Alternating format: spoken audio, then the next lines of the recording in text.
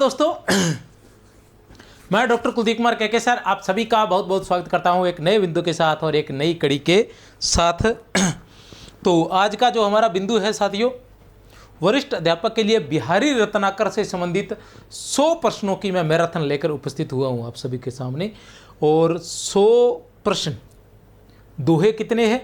20 दोहे हैं। बिहारी रत्नाकर के वरिष्ठ अध्यापक में कितने दोहे लगे हुए हैं? 20 दोहे लगे हुए हैं। और 20 दोहों से मैं आपके सामने कितने प्रश्न उत्तर लेकर उपस्थित हुआ हूँ? 100 प्रश्न होंगे लगभग। कितने प्रश्न रहेंगे? लगभग 100 प्रश्न रहेंगे। और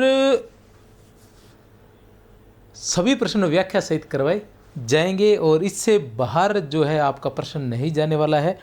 तो स्पीड करके आप देख लें। मैं भी अपनी तरफ से कोशिश करूंगा कि स्पीड से करवाऊं और उसके साथ साथ आप इसमें स्पीड बढ़ाकर इसको देख सकते हैं।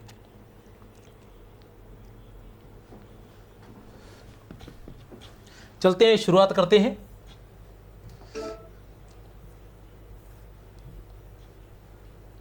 पहला प्रश्न है पिए बिछुरन को। पहला प्रश्न कौन सा है? पिए बिछुरन। ये 6 है, ध्यान लगा लेना। पिए बिछुरन को दुसहु दुख हर्षु जात प्योसार दुर्योधन लो देखियत तजत प्राण यही बार। बिहारी की उक्त पंक्तियों में दुर्योधन को प्राप्त किस शाप की ओर संकेत किया गया है? इस पंक्ति में दुर्योधन को प्राप्त किस शाप की ओर संकेत किया गया है? अत्यधिक हर्ष पर मृत्यु, अत्यधिक शोक पर मृत्यु, शोक और हर्ष के संयोग पर मृत्यु, अत्यधिक रोष पर मृत्यु। ठीक है ना। कुछ प्रश्न जो है मैंने गत परीक्षाओं में पूछे गए प्रश्न भी लिए हैं ताकि आपको ध्यान में रहे कि किस प्रकार के प्रश्न जो है परीक्षा में पूछे जा सकते हैं। ठीक है। क्या है? पिए बिछुरन को। ये 2023 में पूछा गया है। अभी जो संस्कृत शिक्षा की परीक्षा हुई थी उसमें ये 2023 में पूछा गया था कि पिए बिछुरन को दुसह दुख। पिए बिछुरन को, पिए मतलब प्रिय, समझ रहे होंगे, कोई समस्या नहीं है। प्रिय के बिछुड़ने का दुसह, दुसह मतलब असहनीय,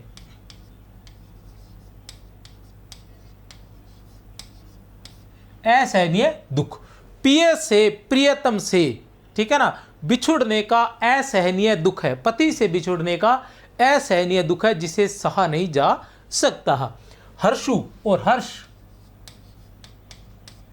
अर्थात खुशी।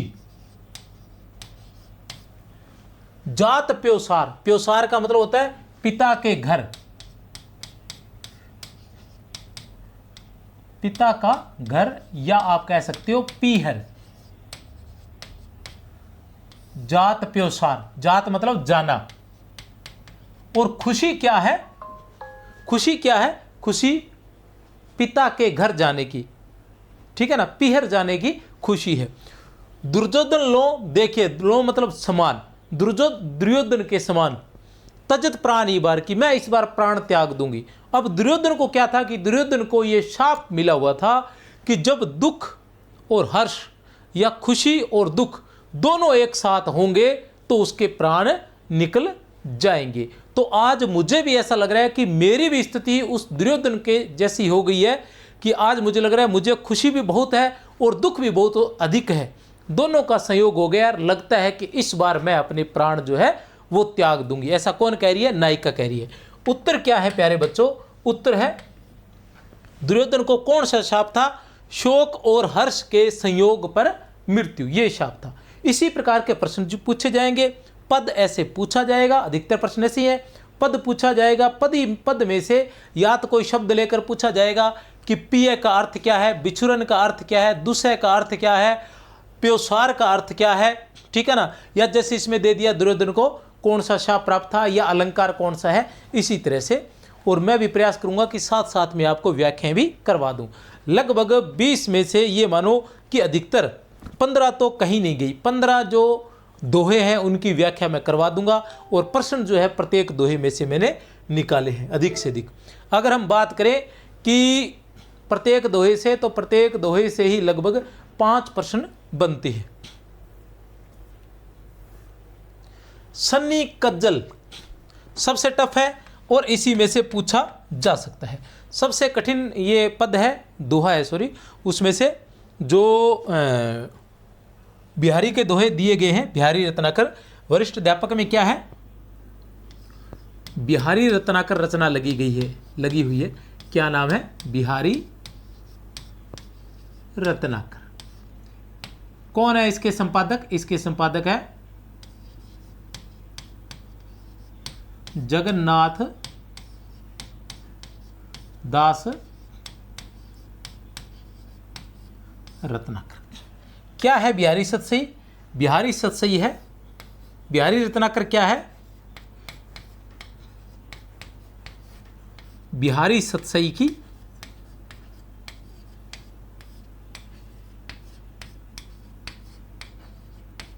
टीका है।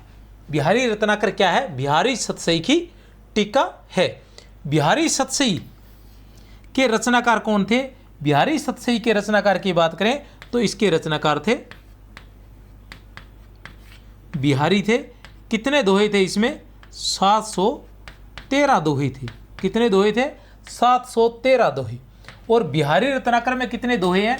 इसमें भी 713 दोहे हैं। किस भाषा में लिखी गई है ये?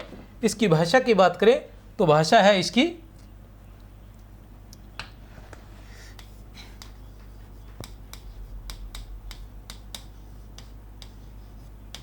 ब्रज है। भाषा की हम बात करते हैं तो ब्रज है। देखते हैं, सन्नी कजल चख झक लगन उपजो सुदिन स्नेहु, क्यों न निरपति हवे भोगे लही सुदेशु सब देहु। उक्त दोहे के विषय में कौन सा तथ्य गलत है? उक्त दोहे के विषय में कौन सा तथ्य गलत है? अब सीधी सी कहानी आ गई भैया कि बात क्या हुई है? बात ये हुई है कि इसके बारे में कहानी ये है कि कौन सा तथ्य गलत है। इसका मतलब ये है कि इस पूरे दोहे का आपको अर्थ ज्ञात होना चाहिए। क्या होना चाहिए? इस पूरे दोहे का आपको अर्थ जो है वो ज्ञात होना चाहिए।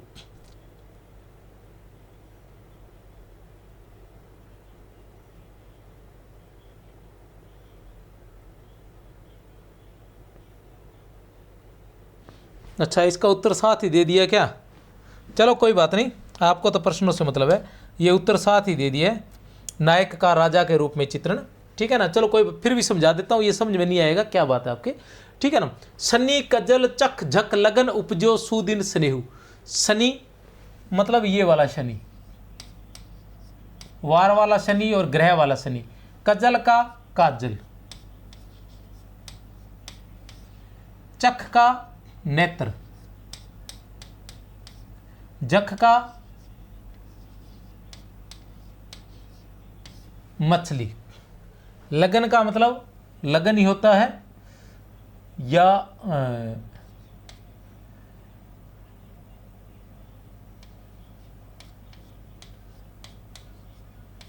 मिलन भी कह सकते हैं और सही अवसर भी कह सकते हैं, या नक्षत्र के हिसाब से जो लगन होता है वो उसी आधार पर। उपजो का मतलब उपजना होता है, सुदिन का मतलब अच्छा दिन होता है, स्नेहु का मतलब स्नेह होता है। क्यों न नरपति हवे भोगे, नरपति मतलब राजा, भोग मतलब भोग करना, लही सुदेशु सब देहु, सुदेशु सब देहु।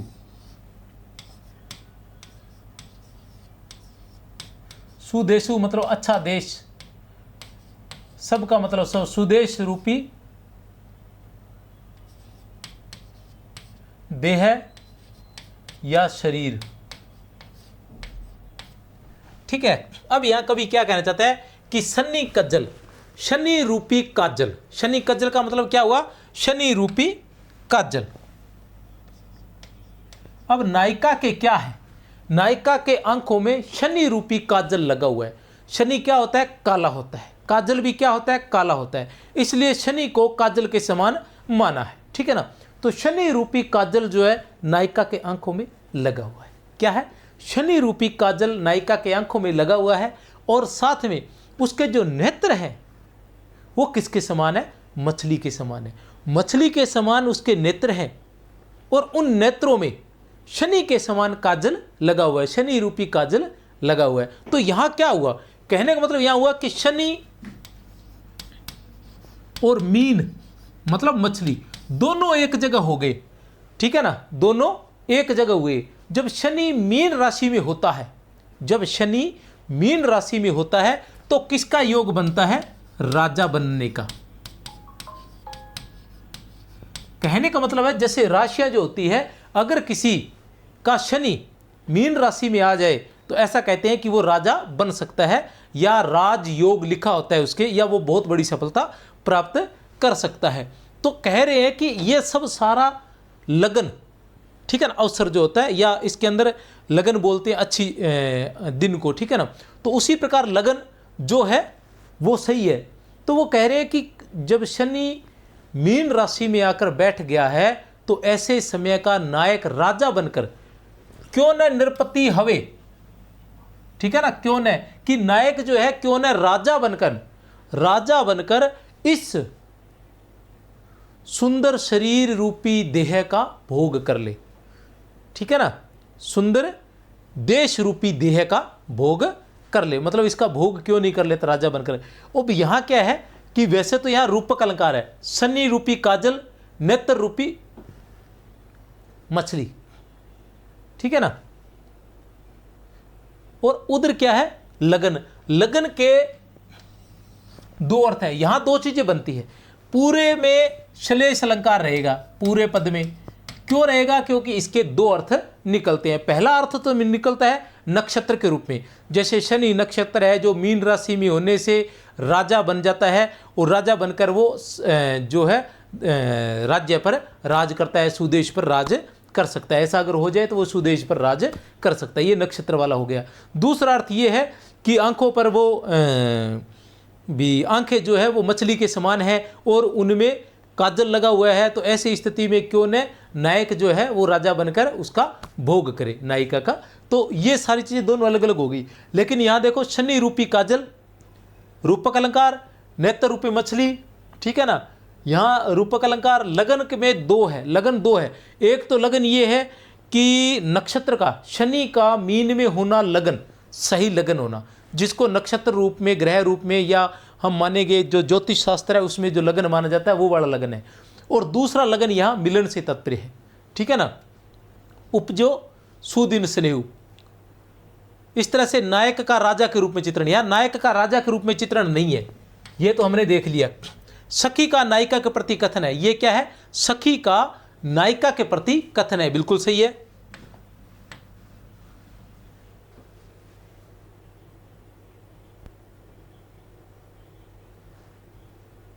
श्लेष और रूपक अलंकार है, ये तो सही है। कवि का ज्योतिष ज्ञान है, ये भी सही है। सखी का नायिका के प्रति कथन, अच्छा सखी कह रही है, ये थोड़ा सा आपको सोचना पड़ेगा। एक मिनट में और देख लेता हूं, क्योंकि ऐसा कैसे हो सकता है।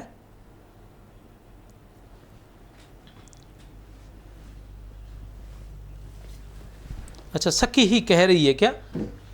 वैसे अपने पास मूल प्रत्यय उसमें भी देख लेते हैं। शनि का जल चख,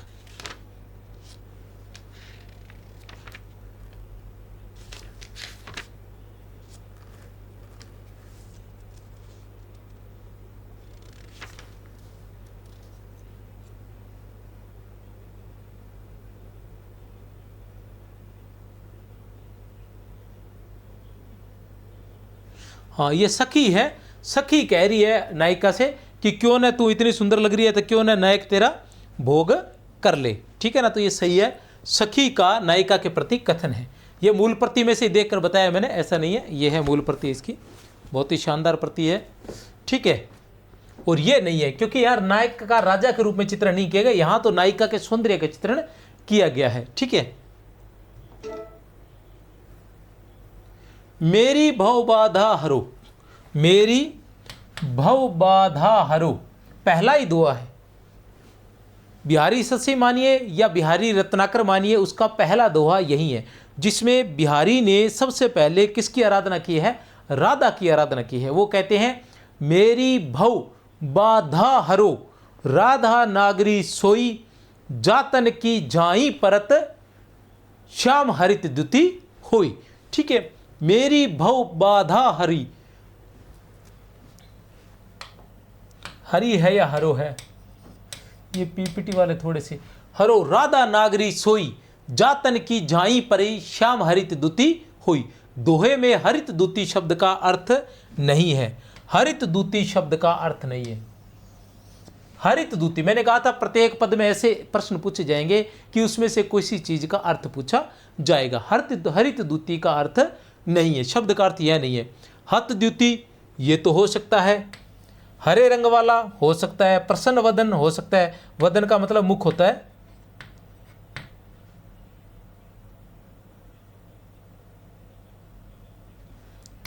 कलमशता नहीं है, बाकी सभी है। और ये पूछा गया है, हत द्युति है, हरे रंग वाला है, प्रसन्न वदन है, लेकिन कलमशता मतलब कालापन नहीं है।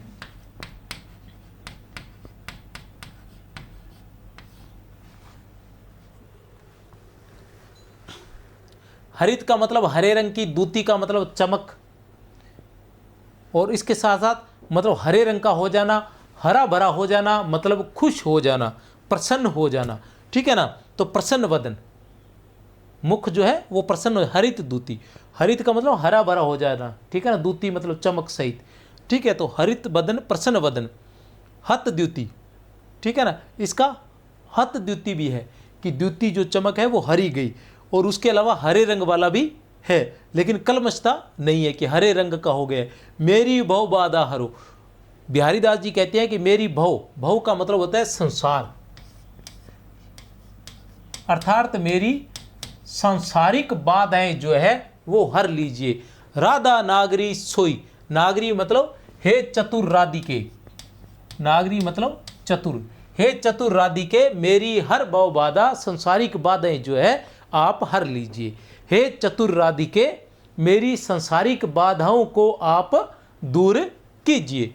जा तन की झाई परे, जा तन की,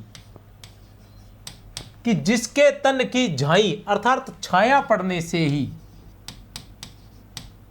छाया पड़ने मात्र से श्याम हरित दूती हुई। श्याम अर्थात श्री कृष्ण हरित दूती हुई, जो हरे भरे हो जाते हैं या प्रसन्न वदन हो जाते हैं। कह रहे हैं कि बिहारी दास जी कह रहे हैं कि हे राधा मेरी भव बाधा हरिए, कि आप मेरी भव बाधा हरिए, आप बहुत शक्तिशाली है, आप इतने शक्तिशाली है कि आपकी छाया पड़ने से ही श्री कृष्ण, ठीक है ना, जो तीनों लोकों के राजा है वो भी प्रसन्न हो जाते हैं। तो आप मेरी भव बाधाएं बड़ी आसानी से हर सकती हैं, ठीक है ना। और उसके अलावा यह है कि जा तन की झाई परे श्याम हरित दूती होई।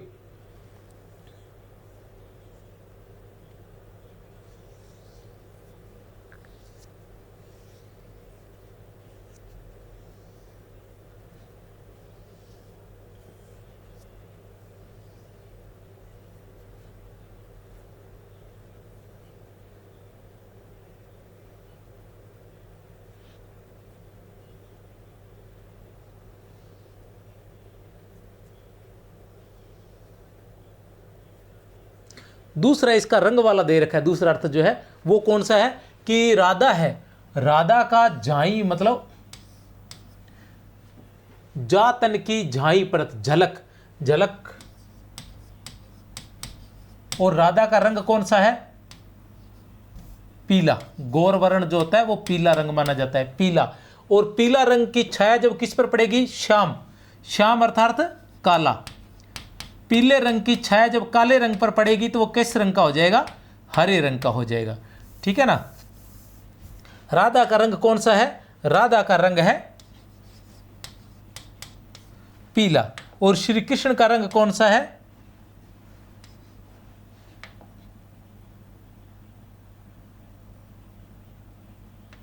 काला, ठीक है ना। और जब पीला रंग काले में मिलेगा तो वो कौन सा हो जाएगा, हरा हो जाएगा। अतः पूरे दोहे में श्लेष अलंकार भी है, पूरे दोहे में श्लेष अलंकार भी है। तीसरा एक अर्थ और भी है इसका, इसके तीन तीन अर्थ है प्रत्येक चीज के। तीसरा अर्थ ये है कि जब अच्छाई, ठीक है ना, श्याम का मतलब हो गया काले दिल वाला या पूरा बुरा व्यक्ति, बुराई जो होती है, ठीक है ना। और वो क्या है, हरित दूती मतलब वो हर ली जाती है, बुराई जो है वो हर ली जाती है, अर्थात बुराई भी दूर हो जाती है। इस प्रकार इसके तीन अर्थ है, काफी टफ सा है थोड़ा, लेकिन फिर भी आपके दिमाग में ये बातें रहनी चाहिए। पूरे दोहे में श्लेष अलंकार रहेगा। नीकी दई अनाकनी, नीकी दई अनाकनी फीकी परी गुहारी, तजो मनो तारण बिरदू बारक बारनू तारी।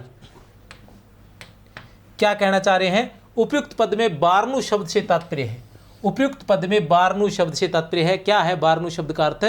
हाथी, घोड़ा, प्रियतम, चंद्रमा। क्या है बारनू शब्द का क्या अर्थ है? तो बारनू शब्द का हाथी है, ठीक है ना। क्या अर्थ है? हाथी है। निकी दई अनाकनी, निकी दई अनाकनी, निकी का मतलब होता है अच्छी,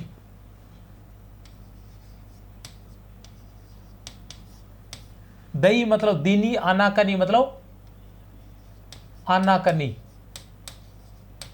अनाकानी मतलब इनकार करना, ठीक है ना। फीकी पड़ी गुहारी, कि मेरी गुहार, मेरी जो प्रार्थना थी वो फीकी पड़ गई, कि आपने अच्छा आनाकानी की, मतलब किसी बात पर हाँ न करना, ठीक है ना। और तजो मनो, ऐसा लग रहा है कि आपने तज दिया है, त्याग कर दिया है। तारण बिरदू, जो तारने वाला रूप है आपका, तारने वाला जो रूप है या आपका तारने वाला जो स्वभाव है, वो ऐसा लगता है कि आपने बारक, बारक मतलब एक बार, बारनू मतलब हाथी, कि ऐसा लगता है कि आपका तारी मतलब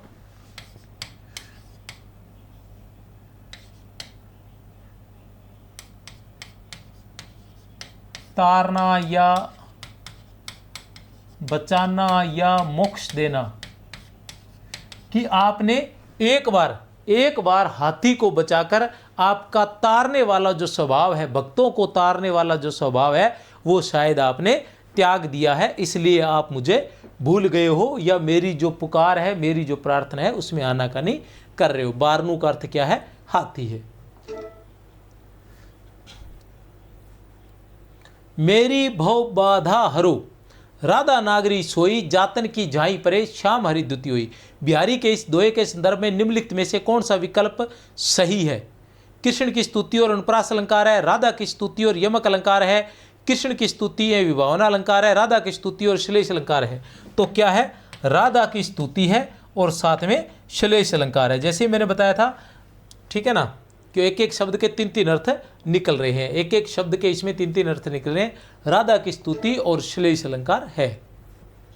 थोड़ा सा स्पीड से ही करवा रहा हूं मैं। अजो त्रियोनो ही रेयो, श्रुति सेवतिक रंग, नाक बास बेसरी लियो, बसी मुक्तन के संग। इसमें एक दोहे में कवि का अभिप्रेत अर्थ है। भारतीय आभूषणों का परिचय देना, स्वर्ग प्राप्ति की कामना, नायिका सौंदर्य का चित्रण, सत्संग का महत्व बताना। तो किसका महत्व बताया गया है इसमें? सत्संग का महत्व बताया गया है। किसका महत्व बताया गया है इसमें? सत्संग का महत्व बताया गया है। कैसे बताया गया है प्यारे बच्चों सत्संग का महत्व? अजो त्रियोना ही रहो, अजो त्रियोना ही रहो, इसमें दो दो अर्थ निकलते हैं। एक तो क्या है? शरीर के आभूषणों के बारे में बताया गया है।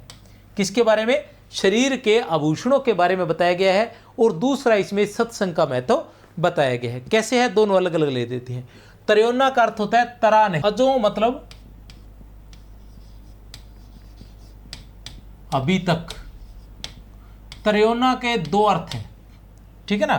त्रियोना के दो अर्थ है। त्रियोना के दो अर्थ कौन कौन से हैं? एक तो है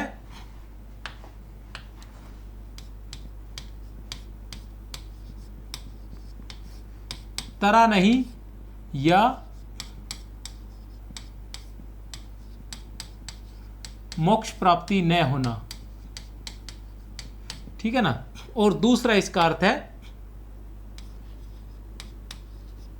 कान का आभूषण।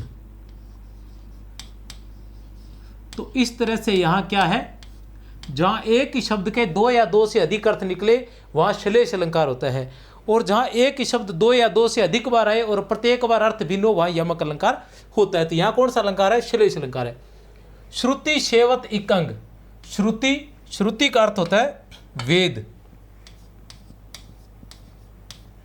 इक रंग, सेवत मतलब सेवा करना, या मानना भी कह सकते हैं। एक रंग का मतलब है एक ही रीति या फिर परंपरा, ठीक है ना। नाकबास, नाकबास के दो अर्थ निकलते हैं। नाकबास के दो अर्थ कौन सी हैं? एक तो है नाक का स्थान या नाक, ठीक है ना, और दूसरा इसका अर्थ रहेगा स्वर्ग, ठीक है। बेसरी, बेसरी के भी दो अर्थ हैं, बेसरी के भी दो अर्थ हैं। पहला अर्थ कौन सा है? पहला अर्थ है नाक का आभूषण, नाक का आभूषण, और दूसरा अर्थ है इसका अदम प्राणी,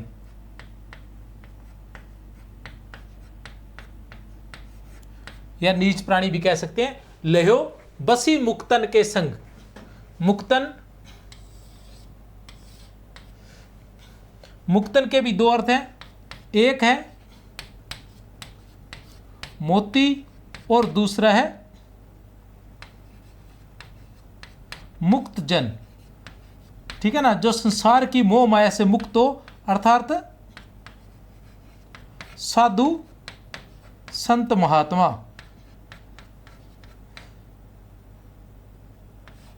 या सज्जन व्यक्ति, ठीक है। तो यहां क्या कह रहे हैं कि अजो त्रियोनो, कि तू अभी तक, इसके भी दो अर्थ निकलते हैं पूरे पद के, कि एक अर्थ तो आभूषण के बारे में है और एक अर्थ जो है दूसरा सत्संग के महत्व के बारे में। क्या है कि अजो त्रियोनो ही रहो, कि तू अभी तक त्रियोना कान का आभूषण ही रह गया। यह है तो सत्संग के महत्व के माध्यम से, लेकिन इन रूपकों के माध्यम से ऐसा बताया गया है कि अभी तक तू कान का आभूषण ही रह गया। क्या करते हुए? एक परंपरा से, प्राचीन चली आती हुई परंपरा, श्रुति सेवत एक अंग। श्रुति मतलब तू कानों का सेवन करते हुए, कानों की सेवा करते हुए, कानों का आभूषण ही रह गया। तू कानों की सेवा करते हुए लंबे समय से, श्रुति का अर्थ होता है, श्रुति के भी दो अर्थ है, वेद और कान, इन सभी में श्लेष अलंकार है। श्रुति सेवत इक अरंग, अर्थात तू लंबे समय से कानों में, कानों की सेवा करते हुए कान का आभूषण ही रह गया। कान का आभूषण मतलब प्रमुख न होना, ठीक है ना। नाकबास, नाकबास मतलब नाक पर निवास प्राप्त कर लिया। नाक का मतलब होता है मैन, की नाक की बात हो गई, देश के नाक की बात हो गई, व्यक्ति के नाक की बात होगी, तो नाक को क्या बहुत अधिक महत्व दिया जाता है। प्रमुख स्थान, मनुष्य के शरीर में जो सबसे प्रमुख स्थान है वो नाक को माना जाता है। नाक की हम बात करते हैं, ठीक है ना। बेसरी, बेसरी मतलब नाक का जो आभूषण था उसने यहाँ स्थान ले लिया, किसके कारण? मुक्तन के संग, मोती के संग। क्या जो नाक का आभूषण होता है उसमें मोती लगा होता है, उस मोती की वजह से क्या पहना जाता है? उस आभूषण को नाक में पहना जाता है। और कान का जो आभूषण होता है उसमें मोती नहीं लगा होता, उसकी वजह से वो कान में पहना जाता है। नाक का आभूषण प्रमुख माना जाता है, कान का आभूषण प्रमुख नहीं माना जाता। अब दूसरी तरफ वो कह रहे हैं, एक इंसान को कहा जा रहा है कि तू अभी तक तरा नहीं, तुझे अभी तक मुक्ति नहीं मिली, तुझे अभी तक सही मार्ग नहीं मिला। श्रुति सेवत एक रंग, तू वेदों का लंबे समय से जैसे वेदों को पढ़ता रहा, तू वेदों का ही ज्ञान करता रह गया, एक परंपरा से, अविच्छिन्न रूप से। एक रंग मतलब एक परंपरा, एक रीति या अविच्छिन्न रूप से लगातार बिना रुके हुए तू वेदों का ज्ञान करता रह गया, लेकिन तुझे अभी तक तू तरा नहीं, तुझे मुक्ति नहीं मिली। और तू देख, नाकबास बेसरी लियो, नाकबास मतलब वो स्वर्ग में चला गया। कौन? बेसरी, अदम प्राणी। अदम प्राणी भी स्वर्ग में चला गया, किसके कारण?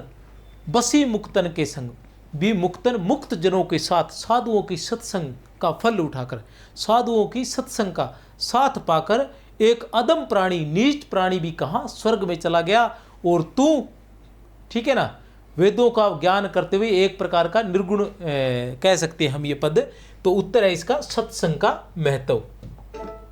इसमें किसका बताया गया? सत्संग का महत्व बताया गया है।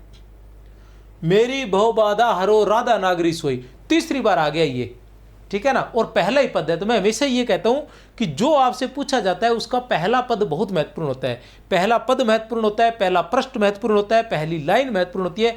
कुरुक्षेत्र की बात करते हैं तो उसकी भूमिका में से अधिकतर प्रश्न पूछे गए हैं।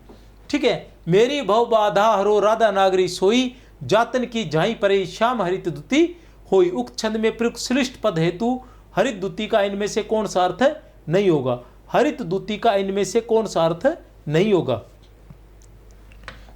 यह भी हम पहले देख चुके हैं। हरित दूती का अर्थ इनमें से कौन सा नहीं होगा? तो हरे रंग वाला होगा, प्रसन्न वदन भी होगा, प्रभा शून्य भी होगा, दीन दुखी नहीं होगा। उत्तर है बै। इसकी व्याख्या पहले करवा चुका हूं मैं। अजो त्र्योनो ही रहो, अजो त्र्योनो ही रहो, श्रुति सेवत एक रंग, नाग बास बेसरी लियो बसी मुक्तर के संग। ये पद भी दूसरा आ गया। इन दोए में इनमें से क्या है? ये पद भी दूसरी बार आ गया है। उत्प्रेक्षा अलंकार और सत्संग का महत्व, सत्संग का महत्व तो है लेकिन इसमें उत्प्रेक्षा अलंकार नहीं है, इसलिए ये गलत है। श्लेष अलंकार और सत्संग का महत्व बिल्कुल सही है। श्लेष अलंकार भी है और सत्संग का महत्व भी है, ये बिल्कुल सही है। रूपक अलंकार सूफी साधना बिल्कुल नहीं है, दोनों ही नहीं है। यमक अलंकार और राम भक्ति दोनों ही नहीं है, क्योंकि ये तो निर्गुण से संबंधित है।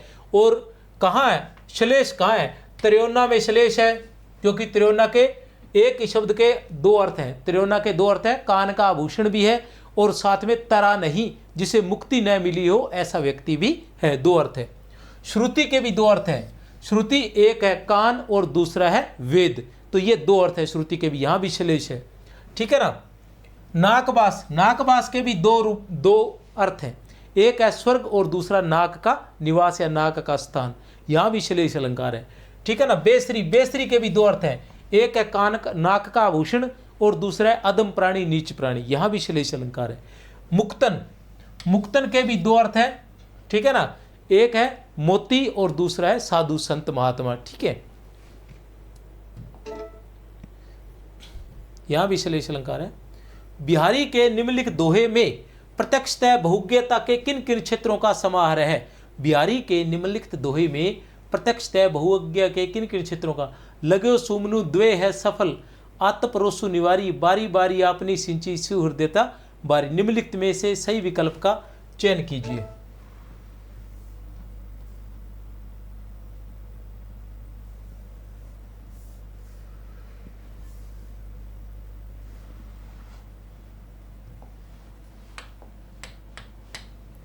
बिहारी के निम्नलिखित दोहे में प्रत्यक्षतः बहुज्ञता के किन किन क्षेत्रों का समाहार है? लग्यो सुमनु द्वे है सफल, आत्परोसु निवारी, बारी बारी आपनी सिंची सुहृदयता बारी। ज्योतिष ज्ञान है,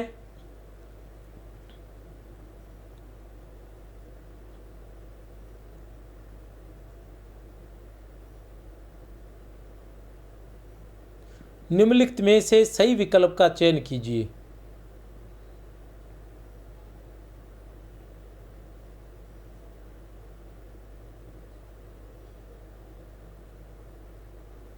प्रेम मनोविज्ञान है,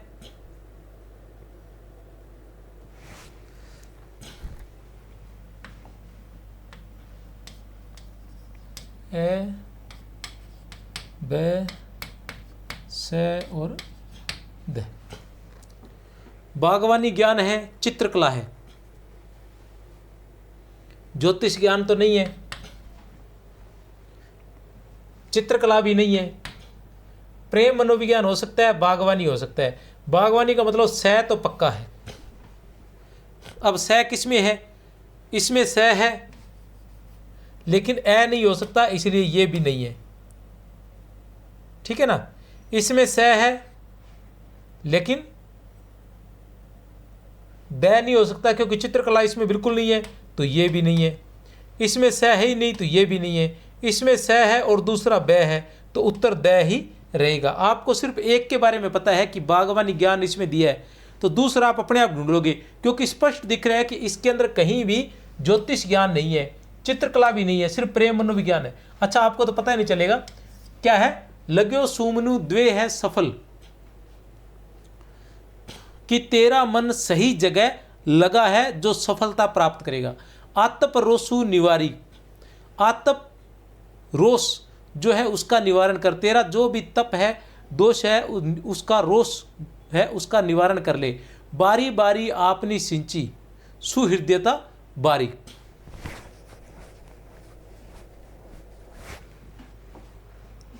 यह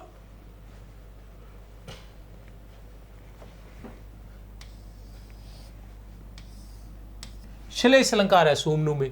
सुमनु के दो अर्थ है, एक है फूल और दूसरा है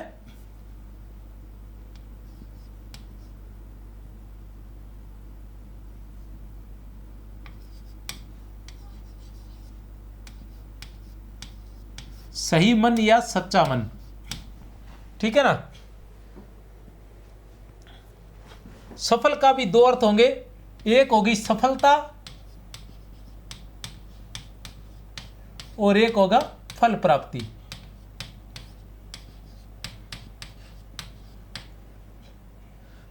आतप के भी दो अर्थ होंगे, एक होगा तप और एक होगा रोष भी कह सकते हैं या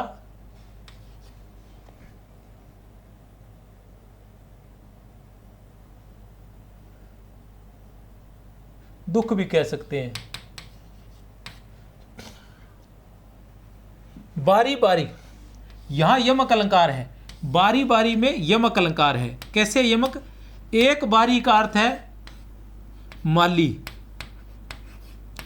और दूसरी बारी का अर्थ है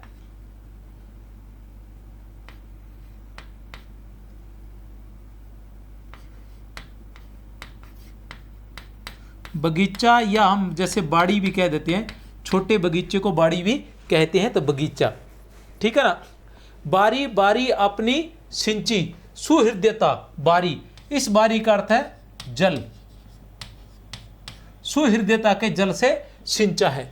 तो वो क्या कहना चाह रहे हैं यहां पूरे दोहे में श्लेष अलंकार है। कैसे है कि एक तो है माली के बारे में, ठीक है ना, कि तूने फूल जो लगाया है वो सफल होगा, तूने जो फूल का पौधा लगाया है उसमें तुझे सफलता होगी। यहाँ ये है कि बारी के अंदर जो है मतलब नायिका है और उसकी सखी है। सखी जो है ये सोचती है कि नायिका कहीं न कहीं रोष कर रही है, वो दुखी है कि उसका नायक शायद उससे मिलने आएगा या नहीं आएगा, क्योंकि आज क्या है, बारी बारी आपनी सिंची सुहृदयता बारी। बारी का मतलब यहाँ जो बारी है इसके भी दो अर्थ हैं, यहाँ भी यमक भी है और श्लेष भी है। कैसे है? बारी बारी के अलग अलग बात करें तो बारी का अर्थ है माली, बारी का अर्थ है बगीचा, लेकिन इसके एक एक अर्थ और हैं। वो कौन कौन से हैं? वो ये है, इस बारी का अर्थ है बालिका, ठीक है ना, या कह सकते हैं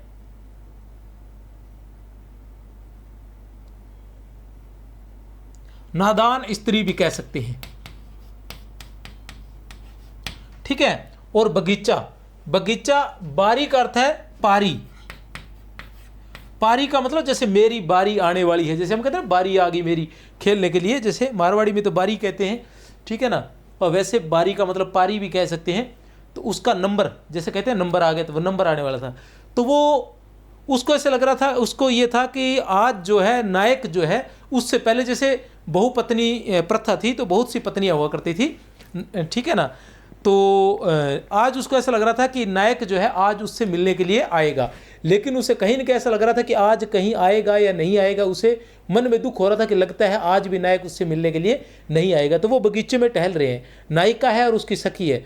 तो सखी मतलब इस तरीके से कहती है कि और किसी को पता न चले, ठीक है ना, इस तरीके से उसको बात कहती है कि और किसी को पता न चले, दूसरे जो है वो माली के लिए समझे कि माली के लिए कहा जा रहा है। तो वो कह रही है कि लग्यो सुमनु है स्वफली सफलू, कि अच्छे मन से उसने जो फूल लगाया है, ठीक है ना, आतप रोसु निवारी, कि अपने आप तप आदि जो भी है, जो धूप जो होती है, आतप के भी दो है, दुख और तप, जो गर्मी धूप जो भी होती है वो सारी अपने आप दूर हो जाएंगे। बारी माली ने अपनी बाड़ी को अपने सुहृदयता के जल से सिंचा है, ठीक है ना, कि उसने जल से सिंचा है तो वो फूल का जो है वो फल अवश्य उसे मिलेगा या फलेगा। फूल जो है फलेगा मतलब बड़ा फल होगा, बड़ा फूल बन जाएगा, जैसे भी, ठीक है ना। और दूसरी तरफ वो उसको नायिका को समझा रही है कि तूने अपने अच्छे मन के अंदर, ठीक है ना, अगर तूने प्रियतम का प्रेम पाला हुआ है तो वह अवश्य सफल होगा, ठीक है ना। सब आत्मरोष को तू निवारण कर, उनको भूल जा। बारी बारी आपने सिंची, तो हे बालिका, हे स्त्री, हे नायिका, तूने अपनी पारी को अपने सुहृदय से सिंचा है, अपने सुहृदयता के जल से, प्रेम से। इसके भी बारी के दो अर्थ होंगे, जल और प्रेम। तूने अपने प्रेम से उसको सिंचा है तो तुझे उसका फल अवश्य होगा, अर्थात नायक जो है तुझसे मिलने अवश्य आएगा। तो यहाँ क्या है, दो बातें हैं, एक तो प्रेम मनोविज्ञान है और दूसरी बात बागवानी का ज्ञान है। बहके सब जिए की कहत, ठोर कठोर लखे न। बिहारी की इस पंक्ति में बहके शब्द किसके लिए आया है? बहके शब्द किसके लिए आया है? नायिका के सौंदर्य के लिए, नायिका की युवावस्था के लिए, नायिका के नेत्रों के लिए, नायक के नेत्रों के लिए। तो किसके लिए आया है? नायिका के नेत्रों के लिए। क्या कह रहे हैं? बहके सब जिए की कहत, कि ये बहके हुए हैं रूप सौंदर्य देखकर। किसका रूप सौंदर्य देखकर? नायिका के नेत्र जो है वो नायक का रूप सौंदर्य देखकर बहक गए हैं। वो ठोर कठोर लखे नहीं, लखे नहीं मतलब देखते नहीं है, ठोर कठोर अवसर अनवसर, वो अवसर और अनवसर भी नहीं देख रहे कि बात कहने का अवसर है या नहीं है। जैसे जो जुबान होती है, ठीक है ना, वो तो अवसर देख लेती है कि अवसर है या नहीं है, कहा जाए या न कहा जाए, लेकिन आंखें जो होती है वो अवसर नहीं देखती, वो बिना अवसर के ही बात कह रही है, क्योंकि वो क्या है, बहक गई है। किसका?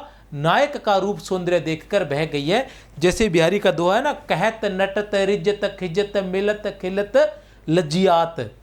कहत नटत रिजत खिजत मिलत खिलत लज्जियात, भरे भवन में करत है नैनन ही सो बात। तो नैनों से बातें हो रही है, और नैन जब बात करते हैं तो वो अवसर अनवसर को नहीं देखते हैं कि इंसान कुछ कहे न कहे, उसकी आंखें सब कुछ कह जाती हैं। सालती है नटसाल सी, क्यों हूँ निकसत नाही, मन मथ नेजा नोक सी, खुबी खुबी जिए माही। बिहारी की इस पंक्ति में मनमथ नेजा का अर्थ है, मनमथ नेजा का अर्थ है कामदेव का भाला, कामदेव का तुणीर, कामदेव का तीर, कामदेव का धनुष। तो यहाँ है कामदेव का भाला, उत्तर है कामदेव का भाला। सालती है, सालती है मतलब दुख देती है, सालती है मतलब दुख देती है। नटसाल, नटसाल मतलब बर्छी, बर्छी छोटा जो चाकू टाइप होता है, चाकू से बड़ा होता है, तलवार से छोटा होता है, तो एक बर्छी टाइप होता है। तो वो जैसे चुभ जाए तो उससे जो दर्द होता है उसके समान यहाँ दर्द दे रही है। क्यों हूँ निकसित नहीं, निकल रही है। जैसे कोई बर्छी अंदर चुभ जाए उसके समान दर्द दे रही है, और वो निकल भी नहीं रही है। क्या? मनमथ नेजा नोक सी, मनमथ अर्थात कामदेव के भाले की नोक सी है। वो जो बर्छी है वो क्या है? कामदेव के भाले की नोक सी, खुबी खुबी जिए माए। खुबी, ये जो खुबी है यही चमत्कार है। यहां दोनों खुबी, यहां यमक अलंकार है। कौन सा अलंकार है प्यारे बच्चों? यमक अलंकार है। कैसे है यमक? एक खुबी का अर्थ है, इस खुबी का अर्थ है कि खुबी खुबी जिए माए, खुबी खुबी जिए माए। एक खुबी है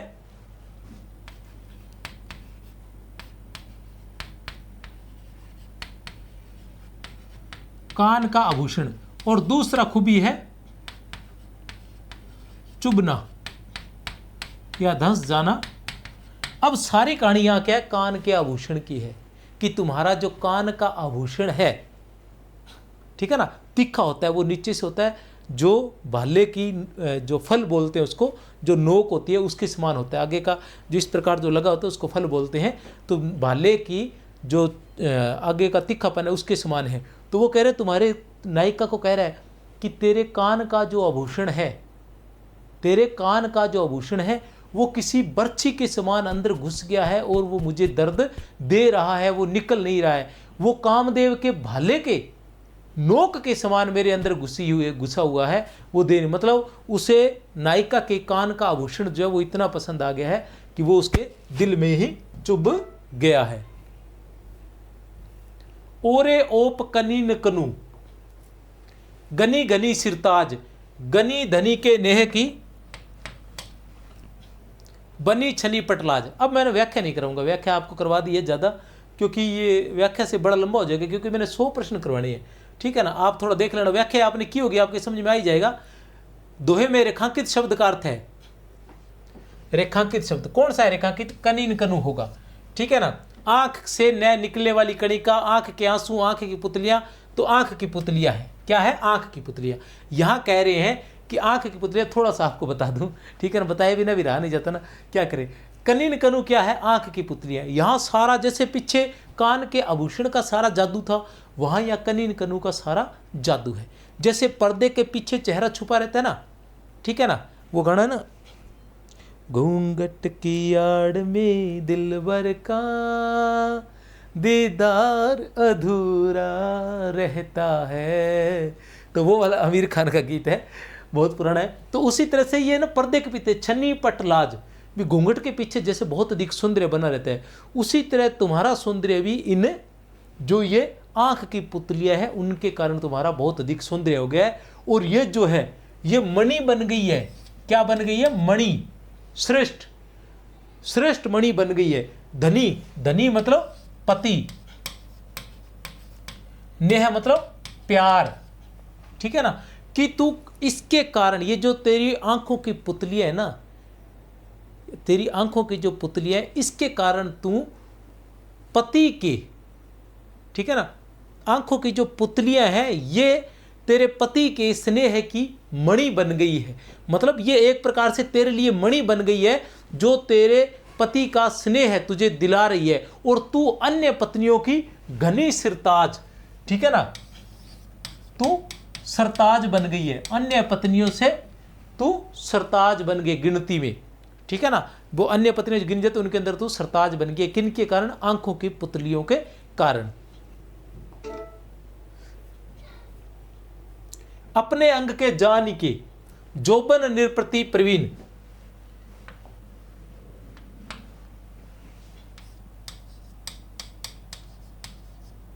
अपने अंग के जान के यौवन नृपति प्रवीण, स्तन मन नैन नितंब को, स्तन मन नैन नितंब को बड़ो इजाफा कीन। दोहे से बिहारी का ज्ञान प्रकट होता है, सौंदर्य बोध का, श्रृंगारिकता का, राजनीतिक चेतना का। तो किसका बोध होता है? राजनीतिक चेतना का। अपने अंग के जान के यौवन नरपति प्रवीण, कि यौवन रूपी राजा ने अपने अंग के जानकर, भी अपना ही अंग है ये सभी, किसका बड़ा इजाफा किया? इजाफा मतलब वृद्धि, इसके बारे में भी आगे प्रश्न पूछा गया है। इजाफा का अर्थ होता है वृद्धि। किनको? यौवन जब आया तो उसने, जैसे यौवन आया तो वह राजा बन गया, राजा बनकर उसने अपने ही पक्ष के, अपने पक्ष के, अपने अंग के मतलब पक्ष के, जान के निरपति प्रवीण, प्रवीण राजा ने, यौवन रूपी प्रवीण राजा ने। प्रवीण कौन होता है? जो राज्य करने में माहिर हो, जिसे पता होता है कि किसको अधिक महत्व देना है, किसको कम महत्व देना है। तो किसको? स्तन, मन, नैन और नितंब, इन सब का बड़ा इजाफा किन है। जैसे राजा जो होता है ना, राजा क्या करता है इसमें कि अपने सेनापति का, अपनी सेना का, अपने पदाधिकारियों का, सभी के क्या है पद में इजाफा कर देता है। उसी तरह इनमें इजाफा किया है किसने? यौवन ने। बिहारी का जन्म कब हुआ था? ठीक है ना। अब कुछ प्रश्न नॉर्मल, बिहारी का जन्म कब हुआ था? बिहारी का जन्म, थोड़ी स्पीड भी रहेगी, 1595 ईस्वी में बिहारी का जन्म कब हुआ था, क्योंकि 100 प्रश्न करने हैं। बिहारी का निधन कब हुआ था? बिहारी का निधन कब हुआ था? तो 1663 ईस्वी में। कब हुआ था? 1663 ईस्वी में। बिहारी का जन्म कहाँ हुआ था? बिहारी का जन्म कहाँ हुआ था? वसुआ गोविंदपुर ग्वालियर में। वसुआ गोविंदपुर ग्वालियर में।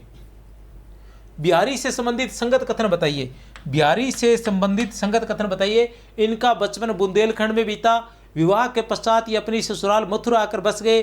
बिहारी चौबे ब्राह्मण थे। तो बताइए बिहारी से संबंधित सही कथन उपयुक्त सभी, बिहारी से संबंधित सही कथन उपयुक्त सभी। अगर क्लास पसंद आए तो चैनल को सब्सक्राइब कर लेना और शेयर भी कर लेना। ये सारी बातें मैं भूल ही जाता हूँ कहनी।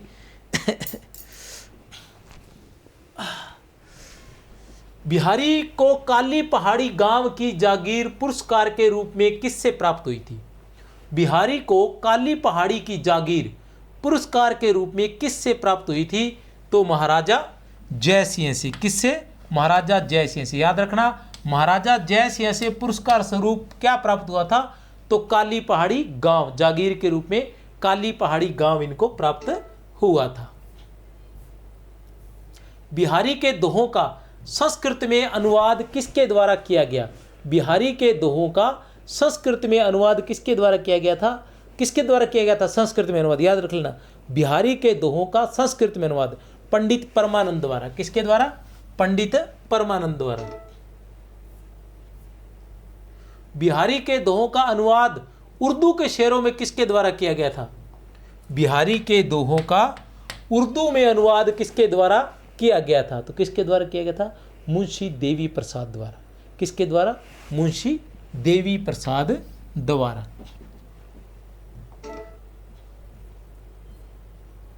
बिहारी किस संप्रदाय में दीक्षित थे? बिहारी किस संप्रदाय में दीक्षित थे? बिहारी किस संप्रदाय में दीक्षित थे? किस संप्रदाय में दीक्षित थे? निम्बार्क संप्रदाय में। याद रख लेना, किस संप्रदाय में दीक्षित थे बिहारी? निम्बार्क संप्रदाय में। बिहारी बिहार के रचयिता है। बिहारी बिहार के रचयिता है। बिहारी बिहार के रचयिता कौन है? अंबिका दत्त व्यास। भारतेंदु काल के कवि थे अंबिका दत्त व्यास। किस काल के थे? भारतेंदु काल के। ठीक है ना। पंडित परमानंद जिन्होंने संस्कृत में अनुवाद किया था, और मुंशी देवी प्रसाद जिन्होंने उर्दू में अनुवाद किया था, और अंबिका दत्त व्यास जो भारतेंदु काल के कवि थे। लाल चंद्रिका के रचनाकार है। तो लाल चंद्रिका के रचनाकार कौन थे? लल्लू लाल। अब लाल चंद्रिका तो हम जानते हैं, लेकिन ये लाल चंद्रिका क्या थी? बिहारी के दोहों का अनुवाद ही था, या बिहारी सस्यी की टीका थी। यदि प्रबंध काव्य एक विस्तृत वनस्थली है तो मुक्तक एक चुना हुआ गुलदस्ता। बहुत ही महत्वपूर्ण है। किसका कथन है? बिहारी के लिए, बिहारी सस्यी के लिए आया था कि यदि प्रबंध काव्य एक विस्तृत वनस्थली है, यदि प्रबंध काव्य एक विस्तृत वनस्थली है तो मुक्तक एक चुना हुआ गुलदस्ता है। कथन किसका है? तो आप सबके प्यारे आचार्य रामचंद्र शुक्ल का। किसका है प्यारे बच्चों? आचार्य रामचंद्र शुक्ल का ये कथन है। प्रश्न संख्या 25।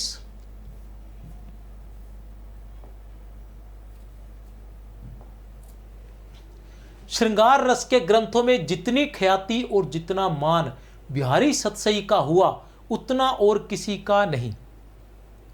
श्रृंगार रस के ग्रंथों में जितनी ख्याति और जितना मान बिहारी सतसई का हुआ उतना और किसी का नहीं।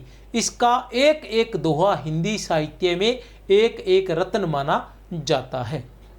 श्रृंगार रस के ग्रंथों में जितनी ख्याति और जितना मान बिहारी सतसई का हुआ उतना और किसी का नहीं। इसका एक एक दोहा हिंदी साहित्य में एक एक रत्न माना जाता है।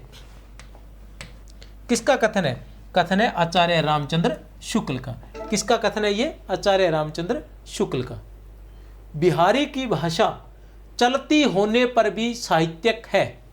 बिहारी की भाषा चलती होने पर भी साहित्यक है। किसका कथन है? बिहारी की भाषा जो है वो चलती होने पर भी साहित्यक है। किसका कथन है प्यारे बच्चों? आचार्य रामचंद्र शुक्ल का। किसका कथन है? आचार्य रामचंद्र शुक्ल का। बिहारी रत्नाकर का प्रथम दोहा है। बिहारी रत्नाकर का प्रथम दोहा कौन सा है? तो कौन सा है बिहारी रत्नाकर का प्रथम दोहा? मेरी भव बाधा हरो, मेरी भव बाधा हरो, राधा नागरी सोई, जातन की जाई परत, श्याम हरित द्युति होई। बिहारी रत्नाकर का संपादन किसके द्वारा किया गया था? तो बिहारी रत्नाकर का संपादन जगन्नाथ दास रत्नाकर द्वारा किया गया था। किसके द्वारा? जगन्नाथ दास रत्नाकर द्वारा किया गया था। किस भाषा की रचना है बिहारी रत्नाकर? ब्रज भाषा में। किसमें? ब्रज भाषा में। कितने दोहे हैं बिहारी रत्नाकर में? 713। बिहारी सतसई में भी 713 दोहे हैं और इसमें भी। बिहारी रत्नाकर की कृष्ण कवि की कवित्वों वाली टीका किस प्रेस से प्रकाशित हुई थी? बिहारी रत्नाकर की कृष्ण कवि की कवित्वों वाली टीका, कृष्ण कवि की कवित्वों वाली टीका किस प्रेस से प्रकाशित हुई थी? तो किस प्रेस से? नवल किशोर प्रेस से। किस प्रेस से? नवल किशोर प्रेस से। ज्यादा महत्वपूर्ण नहीं है लेकिन फिर भी दिमाग में रख लेना। लल्लू लाल कृत बिहारी रत्नाकर की टीका किस नाम से प्रकाशित हुई? लल्लू लाल कृत बिहारी सतसई की टीका, बिहारी रत्नाकर की नहीं है, बिहारी सतसई की टीका किस नाम से प्रकाशित हुई थी? तो लल्लू लाल कृत बिहारी सतसई की टीका, लाल चंद्रिका टीका, लाल चंद्रिका टीका। पंडित परमानंद जी कृत श्रृंगार सप्तशती नामक संस्कृत टीका किस प्रेस से प्रकाशित हुई थी? पंडित परमानंद जी जिन्होंने बिहारी सतसई का अनुवाद किया था, किसमें किया था? संस्कृत में। नाम क्या रखा? श्रृंगार सप्तशती। नाम क्या रखा? श्रृंगार सप्तशती। नाम क्या रखा? श्रृंगार सप्तशती। किसमें थी ये? संस्कृत में थी। किसका अनुवाद था? बिहारी सतसई का।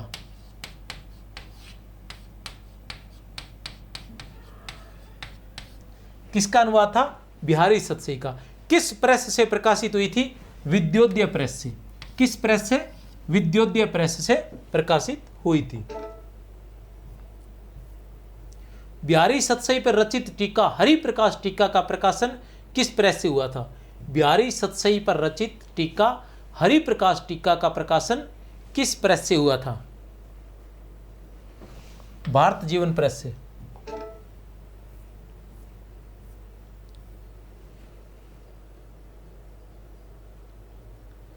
(1896) ईस्वी में लाल चंद्रिका का एक संस्करण किसने प्रकाशित करवाया? कब? 1896 ईस्वी में। किसका? लाल चंद्रिका। किसकी थी लाल चंद्रिका? लल्लू लाल की। ठीक है ना? क्या थी लाल चंद्रिका? बिहारी सतसई की टीका थी। ठीक है ना? एक संस्करण, इसका एक संस्करण और प्रकाशित करवाया था। किसने करवाया था? जॉर्ज ग्रियर्सन ने। किसने करवाया था? जॉर्ज ग्रियर्सन ने।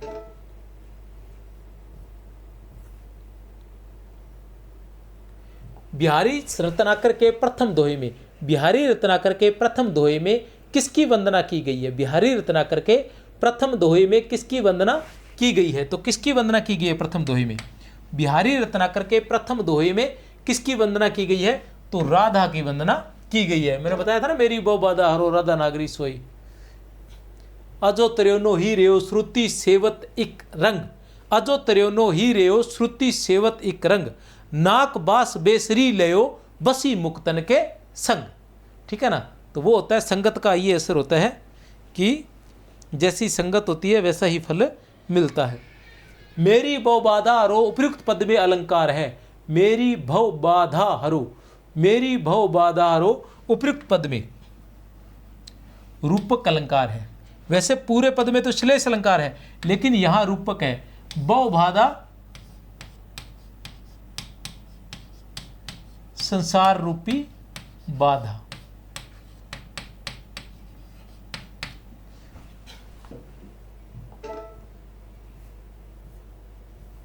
जातन की झाई परे श्यामू हरित दुती होई, प्रस्तुत पद में अलंकार है। प्रस्तुत पद में अलंकार है तो कौन सा है? इसमें कौन सा अलंकार है? इसमें श्लेष अलंकार है। कौन सा है? श्लेष अलंकार है। यहाँ झाई के भी 3 अर्थ है और हरित दुती के भी 3 अर्थ निकलेंगे। श्याम के भी 3 अर्थ निकल जाएंगे। श्याम का अर्थ, एक अर्थ तो निकलेगा श्री कृष्ण,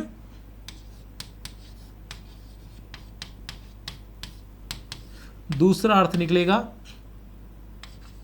काला रंग, और तीसरा अर्थ निकलेगा पाप। ठीक है ना, कि पाप जो है श्याम हरित द्युति हुई, जातन की झाई पर, जातन की किसकी, राधा की, राधा की झाई अर्थात झलक पड़ने से, छाया पड़ने से, ठीक है ना, क्या हो जाता है, श्याम जो है श्री कृष्ण, झाई के भी यहाँ 3 ही अर्थ रहेंगे, ठीक है, श्याम और हरित द्युति के भी 3 ही अर्थ रहेंगे, ठीक है ना, क्या है ये बता चुका हूं पर चलो फिर बता देता हूं, ठीक है। श्याम श्री कृष्ण जो है वो राधा की झलक पड़ते ही श्याम जो है श्री कृष्ण जो है वो क्या हो जाते हैं, हरित द्युति, मतलब प्रसन्न हो जाते हैं, या प्रसन्न बदन मतलब प्रसन्न मुख वाले हो जाते हैं। एक अर्थ हरित द्युति का ये क्या है, एक अर्थ है।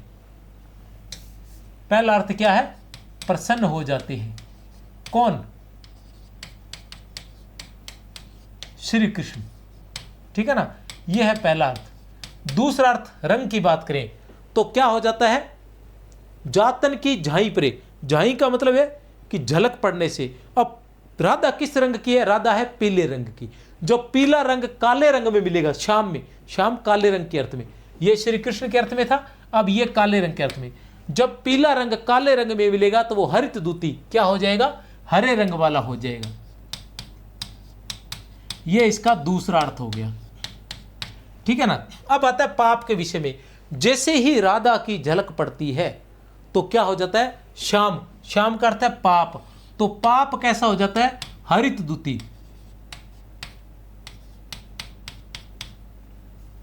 प्रभावहीन, पाप जो है वो प्रभावहीन हो जाता है। तो अच्छे लोगों की संगत होती है भैया, अच्छे लोगों से पाप भी दूर हो जाते हैं।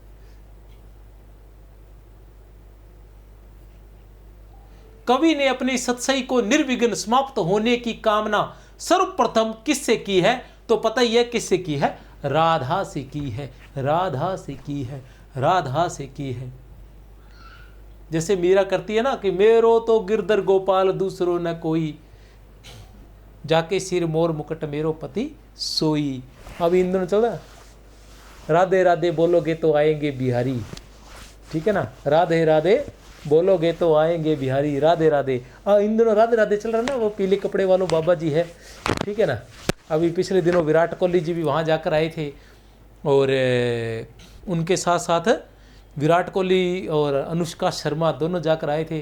तो काफ़ी अच्छे हैं, बोलते बड़े अच्छे हैं, और जब बोलते हैं तो, हालांकि पिछले दिनों उन्होंने जो कुछ कहा था वो बड़ा अलग टाइप का था, लेकिन हम उस बात पर नहीं जाएंगे। महिलाओं के बारे में शायद उन्होंने कुछ कहा था, ठीक है ना, तो उसके विरोध में बहुत सारे लोगों ने उनका विरोध भी किया था, विशेषकर महिलाओं ने उनका विरोध किया था।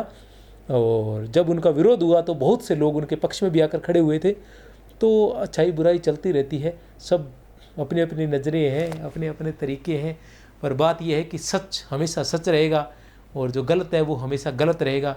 चाहे कोई क्यों ना आकर खड़ा हो जाए, वो सही को गलत नहीं कर सकता, गलत को सही नहीं कर सकता है। सब अपनी अपनी नज़रों में होते हैं, लेकिन वास्तव में सच जो है वो सच ही रहता है, गलत हमेशा गलत रहते हैं। अपने अंग के जानी के जोबन निरपति प्रवीण उपयुक्त पद में अलंकार है। जोबन निरपति, यौवन रूपी राजा, यौवन रूपी राजा, यौवन रूपी राजा। तो यौवन रूपी राजा से क्या हो गया, रूपक अलंकार। उत्तर है रूपक। बड़ो इजाफा कीन, उपयुक्त पद में इजाफा का अर्थ है। इजाफा शब्द का क्या अर्थ है, इजाफा शब्द का क्या अर्थ है, इजाफा शब्द का अर्थ है वृद्धि या बढ़ती, वृद्धि या बढ़ती। अपने तो ऐसे भैया ज़्यादा बातें मनावे को नहीं, सीधी सी बात है।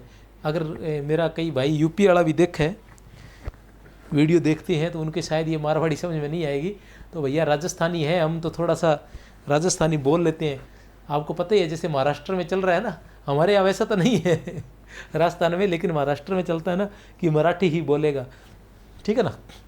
तो यहाँ राजस्थानी, राजस्थान से हैं तो थोड़ा राजस्थानी बोलते हैं तो अच्छा लगता है।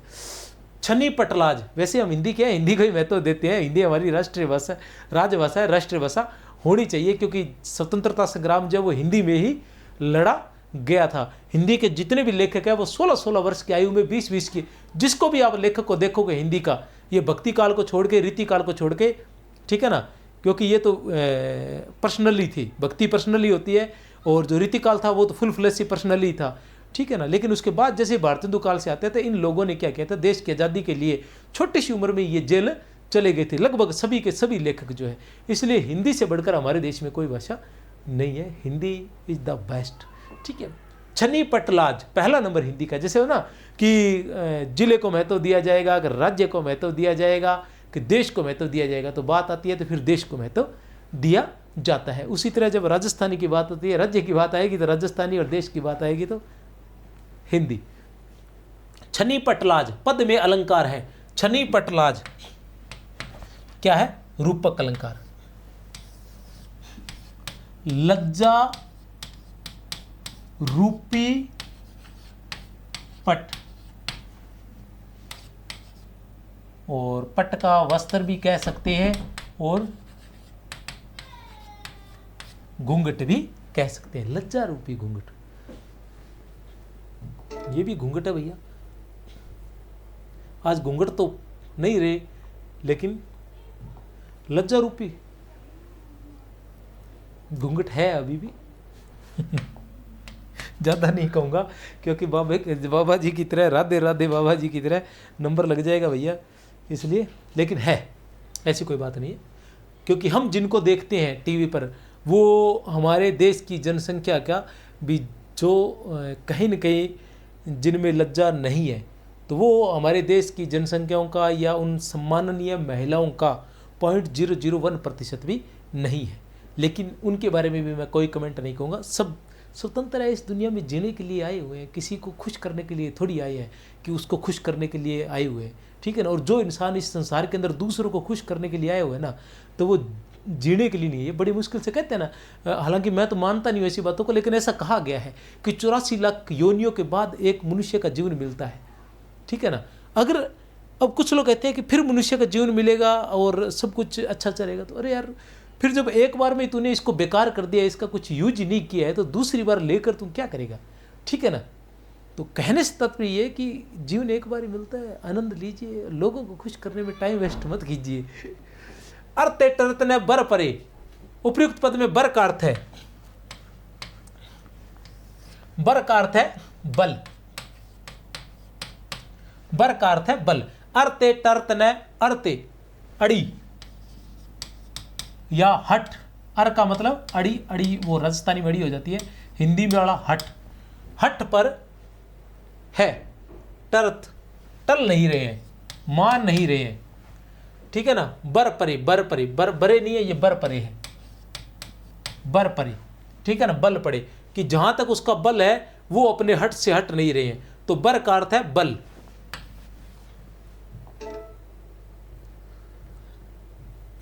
चले चितु चतुराई नैन, उपयुक्त पद में अलंकार है, तो कौन सा होगा, चय चय चय, जहां एक ही वर्ण की आवृत्ति हो वहां अनुप्रास अलंकार होता है। क्या होता है वहां, अनुप्रास अलंकार होता है। ओरे ओप कनीन कनु, तो कनीन कनु का अर्थ है, कनीन कनु का अर्थ है, बता चुका हूं इसके बारे में विस्तार से, आंख की पुतली। कनीन कनु का अर्थ है आंख की पुतली। सनी कज्जल चक झक, प्रस्तुत पद में अलंकार है। सनी कज्जल चक झक में प्रस्तुत पद में अलंकार है। क्या रहेगा अलंकार इसमें, रूपक अलंकार। कौन सा अलंकार है, रूपक अलंकार है। क्या है, शनि का क्या अर्थ है, शनि। कज्जल का अर्थ क्या है, काजल। चक का अर्थ क्या है, नेत्र। झक का अर्थ क्या है, मीन या मछली, ठीक है ना। तो शनि रूपी काजल जो है, ठीक है ना, मीन रूपी नेत्रों में लगा हुआ है, ऐसे रहेगा।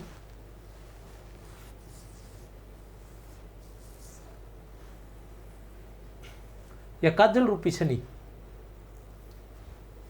काजल रूपी शनि जो है मछली रूपी आंखों में लगा हुआ है, दोनों एक साथ हो गए, तो राजा बनने का योग हो गया है।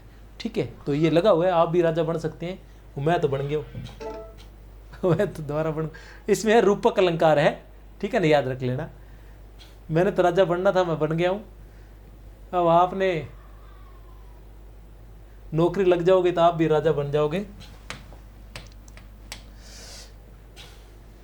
शनि कजल में शनि को काजल क्यों कहा गया है? शनि कजल में शनि को काजल क्यों कहा गया है? शनि को काजल क्यों कहा गया है?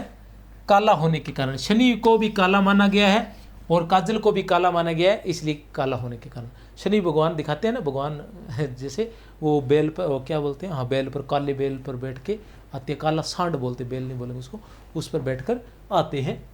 तो बड़े खतरनाक माने जाते हैं कि जिसके शनि की 7.5 हो जाए वो सती हो जाता है। फिर अर्थ टर्त ने बर परे पद में अर्थ का अर्थ है। अर्थ का अर्थ है, पहले बता चुका हूं, अर्थ का अर्थ क्या है? हट है। अर्थ का अर्थ है हट, और बर का अर्थ है बल। दई मरक मनु मैन में अलंकार है। दई मरक मनु मैन, दई मरक मनु मैन में अलंकार है।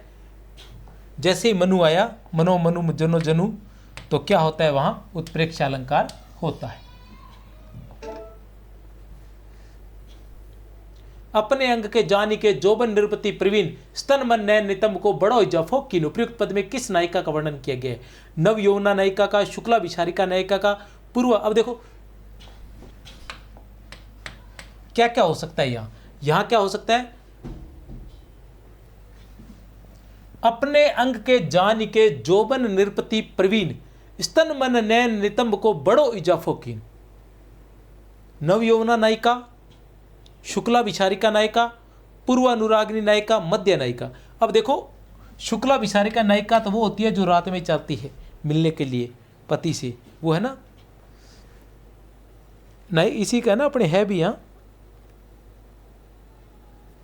क्या पद था वो?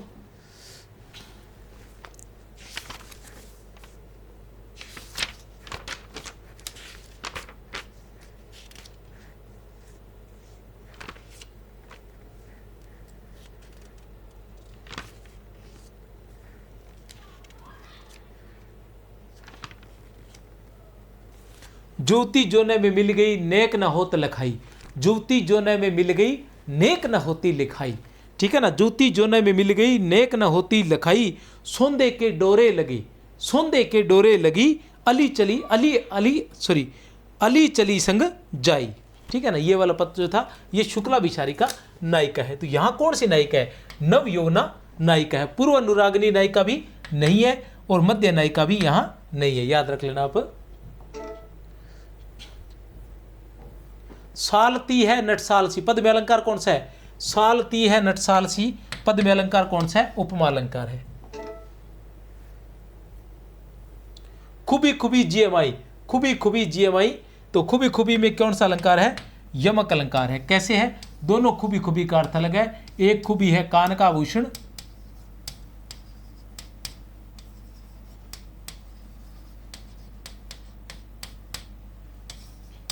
और दूसरा है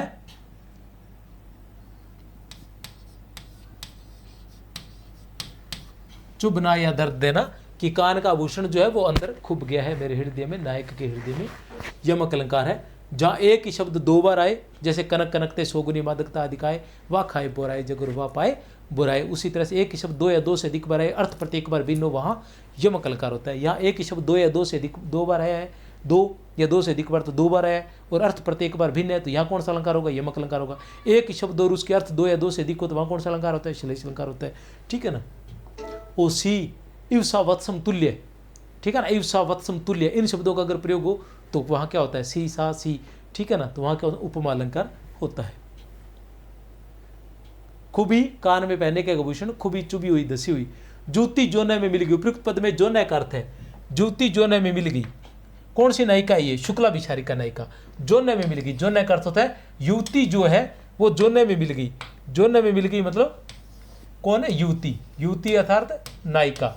नायिका जो है वो किस में मिल गई है? जोने में। जोने अर्थात चांदनी में, चांदनी में ही मिली गई है, और बाकी जो सखी है उनको वो दिखाई नहीं दे रही। इतनी गौरवर्ण है, या ऐसे उसने वस्त्र पहन रखे हैं। 51 हो गए क्या? चलो ठीक है, मेरी तरफ से आप सभी को बहुत बहुत शुभकामनाएं। बाकी जो है पार्ट 2 के अंदर लेकर आएंगे हम, ठीक है, क्योंकि काफ़ी लंबी हो जाती है क्लास, फिर देखने में समस्या रहती है। तो दूसरी क्लास के अंदर इससे भी अच्छे से प्रश्न लेकर आऊँगा मैं दूसरी क्लास में, ठीक है ना। और अगर चैनल को सब्सक्राइब नहीं किया तो सब्सक्राइब कर लेना भैया, ठीक है ना। इतनी मेहनत करते हैं, 100 क्वेश्चन इतने आसानी से नहीं बनते हैं, इनका याद करना भी बड़ा मुश्किल रहता है, लेकिन फिर भी आपकी मर्जी है, पसंद आए तो ही सब्सक्राइब करना, नहीं आए तो मत करना। जय हिंद, जय भारत, मेरी तरफ से बहुत बहुत शुभकामनाएं।